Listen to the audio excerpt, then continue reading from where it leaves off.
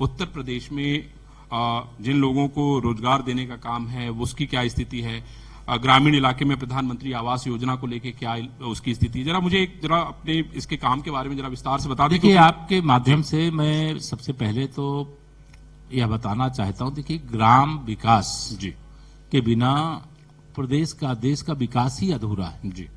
और ग्राम विकास के क्षेत्र में इस समय मैं ये कह सकता हूं कि एक क्रांति मची है और गांव के अंदर समस्याएं हैं।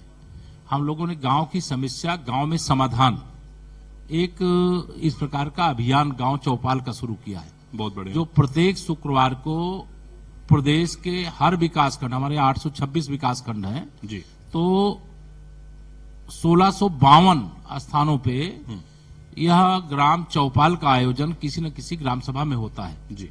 अब उसमें हमारे जिले के अधिकारी, हमारे माननीय जनप्रतिनिधिगण, और मैं आपको स्पष्ट तौर से इंडिया न्यूज के मंच से बताता हूं, भारतीय जनता पार्टी का कोई पदाधिकारी है वह जाता है तो वो डिप्टी सीएम के प्रतिनिधि के नाते वहां बैठ करके समस्याओं का समाधान करवाएगा। भाई एक बार बड़ा जोरदार ताली बजाइए भाई। देखिए, विकास तब तक नहीं हो सकता है जब तक कुर्सी पे बैठा हुआ व्यक्ति ये नहीं सोचता है, ये नहीं समझता है कि नहीं ये हमारे परिवार का सदस्य है। केशव जी को मैं बहुत दिनों से जानता हूं और मैं समझता हूं कि लोगों के साथ इनकी जो भावनाएं हैं बड़ी स्पष्ट रहती हैं, कोई लाग लपेट नहीं होता। केशव जी आगे। जहां तक रोजगार की बात है, देखिए हमारे रोजगार के अनेक रास्ते हैं। गांव में इस समय एक उन्नत कृषि को लेकर के अभियान चल रहा है कि जो बहुत सारे यहाँ हमारे मुरादाबाद के मित्रगण बैठे हैं, आजकल ऑर्गेनिक कोई खेती से उपजा हुआ कोई सामान है, चाहे वो सब्जी हो, चाहे अन्न हो, चाहे कोई फल हो, तो लोग उसको अधिक कीमत देकर के खरीदने का काम करते हैं।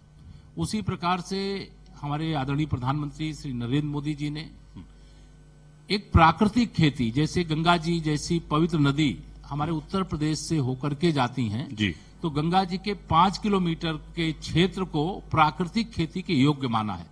अब जो हमारा किसान है जी, वो ऑर्गेनिक और प्राकृतिक में कोई अंतर न रहे, इसके भी प्रबंध